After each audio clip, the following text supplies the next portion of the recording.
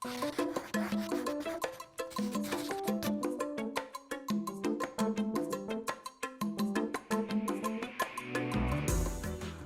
afternoon and welcome to Essential Ingredients. Today I am pleased to have with me Sri Artham, a founder of Hooray Foods. Welcome, Sri. So pleased to have you here. Thanks, Justine. Thanks.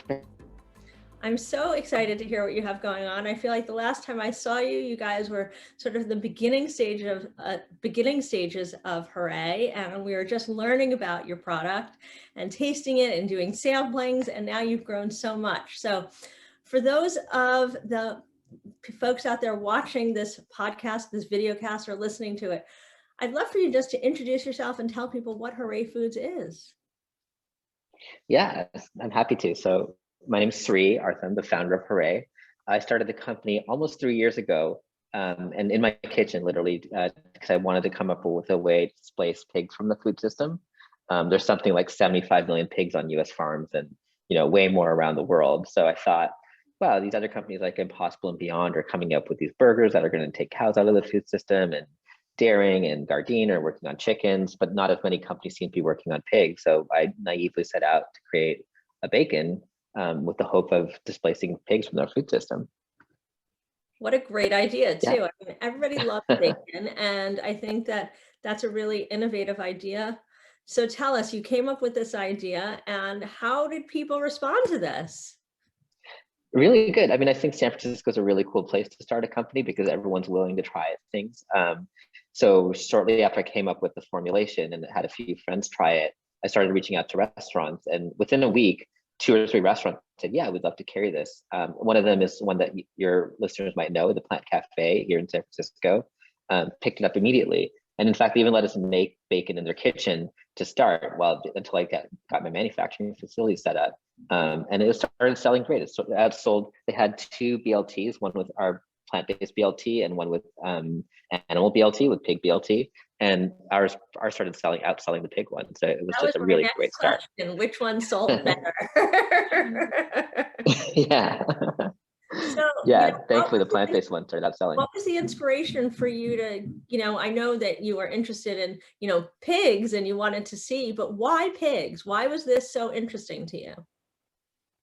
A few reasons. I mean, pigs are the second biggest contributor to greenhouse gas emissions after cows. And I think it's the most consumed meat in the world by weight. Like a lot of that is in Asia, but we in North America also eat a lot of pork. They're also really cute and adorable. Like pigs are as smart and as sociable as a dog, or as animal, pets that we have. I have a little dog. I could not imagine eating him. So I don't know, there's just so many reasons that we shouldn't be eating pigs. They are super smart. They're super, super smart. Yeah. I actually was walking down, I'm originally from New York, and I was walking down Second Avenue one day, and I saw a little black pig walking down. Somebody had a little, leash on the pig. So cute. People have them as pets, but I'm with you. There's also a lot of people that just don't eat pork for whether it's religious reasons or other. But so I can see, there's a large, I don't know what portion of the population doesn't eat pork, but whether for health or religious reasons, I imagine it's quite considerable. And even now, when you take into account the people that have decided not to eat meat and you couple it with the religious and that, I'm sure that is even more exponentially larger. I don't know if you know what that number is. I agree. I don't know what the number is, but I would imagine at least around the world, there's got to be at least 1 billion people who don't eat pork. So we do want to get kosher certification, for example, at some point, and just see if that helps people who couldn't or wouldn't eat pork before, if they can now eat bacon. I think that's a great way to go, because there is a huge, the Jewish population, all those people, why wouldn't they want to eat pork, right? They make this cholent. They make this cholent. The religious Jews make cholent, or a lot of them. I don't want to say all. It's like beans and all this different kind of stuff. But I could imagine putting that in there, because I could imagine that you put the beans and the hot dogs in there, or the sausage, or whatever they put in there. I forget. It's but I could imagine putting that in there. I don't know how to make it. That sounds really delicious. But it sounds like something you'd want to put in there. So you're doing that reminds me of one of our first restaurants. Oh, so go on, tell me. I'll just say really quick, one of our first restaurants was customers was a place called West Burger in the Mission here in San Francisco. And they're, they have amazing burgers and fried chicken and that sort of thing. And they would say late at night, like after the bars closed at 2 a.m., vegans would come by ordering a plant-based burger. And then, just as they're about to pay, they'd say, put some bacon on it, and they'd put animal bacon on it. And so the people at West Burger started calling it Portland style. So there's a lot of people who don't want to eat bacon, but who end up eating bacon. So let's see if we can help them out too. I think so. I think there's quite a market that you're cornering here, and that people like bacon. And I've tried your plant-based bacon, and it's really good. Oh, thanks. It's really, really good. So I think that you're opening up a whole new thing, and people want to be able to add something new and different to their sandwiches, to their breakfast. I mean, it just gives it a whole nother flavor, especially if, if you're eating eggs, if you're eating vegetables, it just adds another texture to it. It adds another flavor to it that a lot of times when you're plant-based, so obviously you probably wouldn't eat eggs then maybe, but it adds another texture. And when you're eating plant-based, you want to be able to add more textures to your food, or anytime you want to add more textures, frankly, right? Totally. Yeah. Bacon's like that magical food that's got like smoky, it's umami, it's salty, it's a little sweet, it's crunchy, it's chewy. It's just everything. So now I hear you talk about a lot of San Francisco restaurants and places that your bacon is at. Have you expanded beyond San Francisco? We have, not in restaurants, in grocery stores. So with the pandemic, we kind of reduced our effort on restaurants and really focused on grocery stores.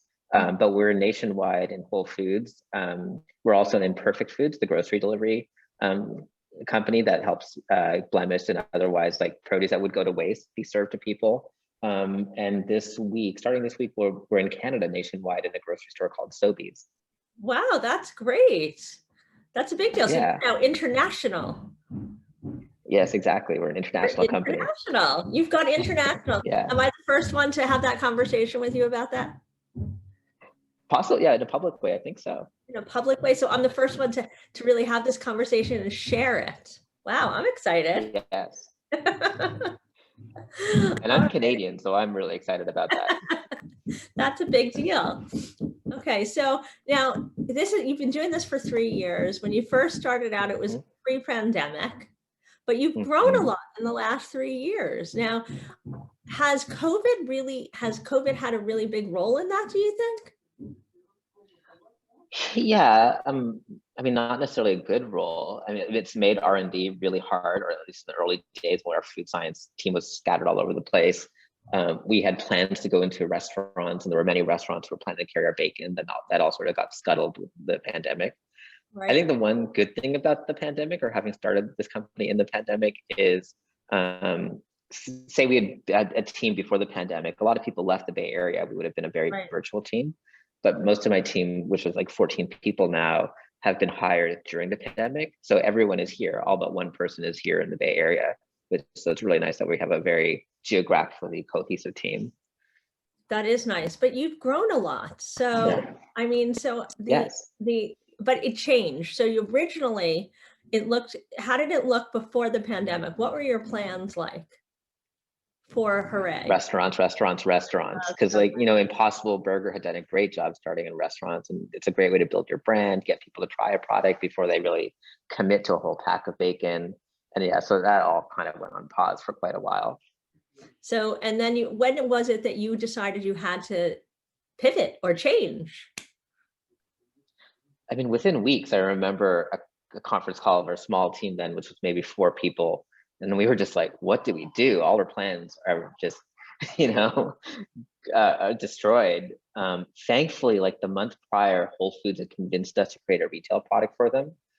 They were in town for Fancy Foods. And out of that meeting, they loved our bacon and wanted to sell to 300 stores across the country. And so we said, okay, we're just going to ignore all the restaurant stuff and instead just focus on, for the next 6 months or so, on that. From designing packaging and building the production line, getting all our sourcing done. So that was our focus. So as a small company of 4 people, and Whole Foods comes to you and says, okay, we want you to do this. Did you have any fears or concerns about being able to deliver on that? Through naivety, no, I didn't.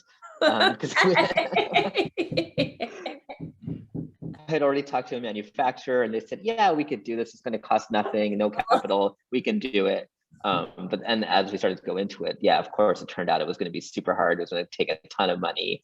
And we, made the first shipment by the skin of our teeth. Like we produced it just in time to ship it to UNFI and then onto Whole Foods. So if you were going to do it again, would you do it the exact same way or how would you do it differently the next time? I think in a startup world, you have to take risks like that. And, sometimes they're not going to pay off and that might be the end of your company. But I don't know, as we were talking about this earlier, you have to grow or you don't survive. And so sometimes you just have to bet on your success and hope you're going to make it. And that was a really big bet we made on ourselves. Seems to have paid off. Yeah, definitely it paid off. I saw the Whole Foods buyer at Expo East in Philadelphia a few months ago. And I was like, hey, do you know how little we had and how much of a bet you took on us? And he was like, yeah, I knew you had nothing, but I believed in you. Did you ask him why he took the bet on you? I should have asked him that. I would ask him, I'd be curious, like why? I bet he bet on you as a person though, because I think a lot of times when it's an investor or a buyer, they bet on the founders. They bet on the people that they're meeting. I think so too. And between the product and the team, and he had met a couple of us at the time and he just thought we could. And I guess worst case, we didn't do it and he wouldn't buy our product, right? So maybe there wasn't too much for him to lose. Right. The product's got to taste good and they got to believe in the founders and the people because they're investing in the product and the taste. Taste is king. Yes, especially in the early days. Right? Yeah, I agree. Yeah. Essential Ingredients is powered by Next Gen Chef. Next Gen Chef is a movement that supports food and beverage entrepreneurs around the world by fostering a sense of community and providing its members access to mentors and a wealth of resources and guidance. Next Gen Chef feeds members with the knowledge they need to build better for you food and beverage businesses so the world can have greater access to healthier food, comprehensive food education, and increased affordability. If you like what you hear on this podcast, continue the conversation or ask new questions on the Next Gen Chef app, available in the Apple Store and Google Play. Follow Next Gen Chef on Instagram, LinkedIn, and Facebook at Next Gen Chef. Join Next Gen Chef and let's change the future of the food industry together. So I hear that you're going to be releasing this in a chain. What chain are you going to be releasing your Hooray Foods and your bacon, your plant-based bacon in? I'm really excited and this is the first time we're sharing this publicly, is we're going to be in a set of Fuddrucker stores. So Fuddrucker is like the most the hamburger shops. Yeah, exactly. Oh my God, that's amazing. That's a big deal. Yeah, it's a really big deal. I couldn't think of a more kind of mainstream, accessible chain to be in. That's amazing. And, it really talks to the whole conversation where people are talking about making plant-based meats and plant-based, or these kinds of meats that are plant-based, more mainstream and more accessible. And this just sort of talks to it in a really big way, right? Because Fuddruckers is something that's less plant-based. Right. Wow, yeah, exactly. That's amazing. Congratulations. I used to go there as a kid. I don't know of any Fuddruckers on the West Coast, though. We don't have any in Marin. There's one in Concord and one in Dublin, I think. So there's a few in the Bay Area, but I don't think there's any in Marin. So when it launches, are you going to go there and have like a little hooray party and say hooray? We're just starting in plant-based. No? We really should. I think you should. Pilot, starting with a subset of stores in Texas. So it won't be in the Bay Area ones, unfortunately, to start. Well, why don't you do something virtually and we can like remote in and do like a little live like podcast interview with people and talk to them and have somebody in there. Yeah. That would be really cool. I think there's a hooray moment going on there. It warrants a little hooray. Yeah, I agree. So, well, that's a big deal. You'll have to give us the date so we can carve out, the time on our calendar. So we make sure to schedule this at the right time. Perfect. I'll definitely let you know. Okay, so that's a big deal. But that being said, are you planning to expand your, your SKUs? Eventually, yes. We want to still get our bacon. I really want to focus on our bacon. Okay. Like it's, for example, Impossible and Beyond, I think really focus on burgers before they expanded their product set. And same with Just, like they've really learned that focus on eggs is important before going too broad. So same with us. We want to get our bacon to be better and better before we go broader. So we've been working on R&D for the past year or so of an updated formulation that hopefully we'll release this year. That's exciting. That's exciting. So yeah, I'm curious. So this is exciting. Were you an entrepreneur before you launched Hooray? Not successfully. This is my first successful one. That's an interesting way. I'm curious about that. You say not successfully. How do you define success? Wow. I mean, first place is like in my heart, did it feel like successful? And then I guess maybe second is like, were the investors, did they make money, or was the product a commercial success? I don't know. There's a few ways to define success, but most importantly, did I feel successful? And I didn't feel successful. You didn't feel successful. Okay, fair enough.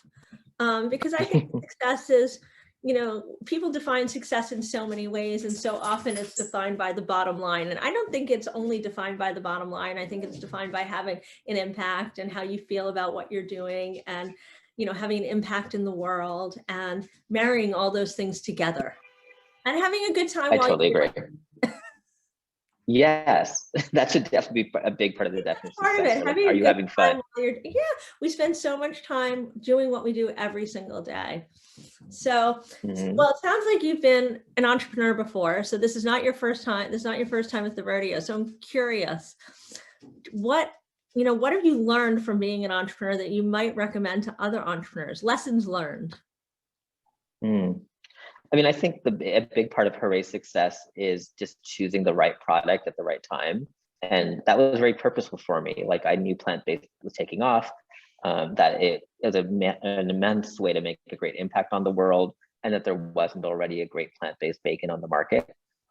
So I don't know, I think as much as oftentimes we want to start with a product that we love or that we know, like I think it's just important to think about where's the market at, and like can you design a product for where the market's at. Yeah, I think it's really important. I think timing is key, and paying attention to what's going on around you and understanding. Yeah, exactly. Right. Yeah. So as you progress and you continue to look at the market, I'm sure we'll see new things from Hooray. So if our guests, I hope so. I'm sure we will. I can't wait to, see what other things come through and try new things as they do. And if our guests or anybody watching the video cast or listening to the podcast today wanted to get in touch with you, whether it's that they wanted to learn more about it, or maybe do a partnership with you, or who knows, maybe wants to invest. I don't know. Yeah. Are you looking for money? Who knows? We're always looking for money. You're always looking for money. How would they get in touch with you? What's the best way? The best way would be to email me. I'm Sri@hoorayfoods.com. Wonderful. Well, Sri, thank you so much for joining me. And I want to thank our guests for watching the video cast and listening to the podcast. We're here every week. And I really look forward to being here next week again. So thank you so much, Sri. To find out more about this episode of Essential Ingredients and access show notes, check out Next Gen Chef and choose podcast in the menu bar. If you like this episode, head to iTunes or Next Gen Chef's YouTube channel to subscribe.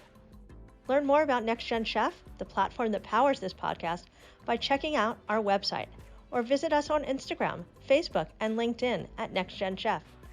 You can also check out my Instagram at Justine_Reichman.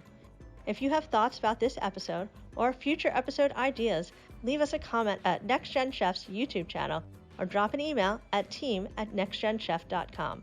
Thanks for joining us.